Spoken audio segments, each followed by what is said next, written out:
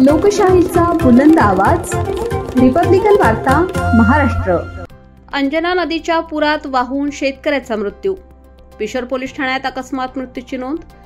कन्नड तालुक्यातील टाकळी खुर्द येथील शेतकरी साहेबराव नथू दहीहंडे वय 48 वर्ष यांचा अंजना नदीच्या पुराच्या पाण्यात वाहून जाऊन मृत्यू झाल्याची दुर्दैवी घटना मंगळवार दिनांक 23 सप्टेंबर रोजी घडली।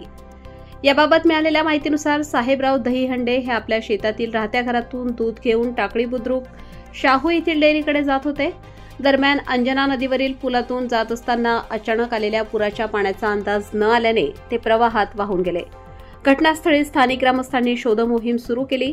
पोलिसांच्या मदतीने सुरू असलेल्या या शोधात त्यांचा मृतदेह टाकळी खुर्द शिवारातील कोल्हापूर केटी बांध परिसरातून सापडला। मृतदेहानंतर नाचनवेल येथील प्राथमिक आरोग्य केंद्रात नेण्यात आला। तेथे वैद्यकीय अधिकाऱ्यांनी त्यांना मृत घोषित केले। या प्रकरणी पिशोर पोलीस ठाण्यात अकस्मात मृत्यूची नोंद क्रमांक 79/2025 करण्यात आली आहे। सहाय्यक पोलीस निरीक्षक शिवाजीराव नागवे यांच्या मार्गदर्शनाखाली बीट अंमलदार विलास सोनवणे व पवन खंबाट यांनी घटनास्थळी भेट देऊन पंचनामा केला असून पुढील तपास सुरू आहे।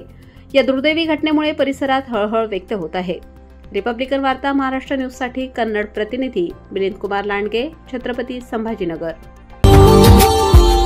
Subscribe now and press the bell icon.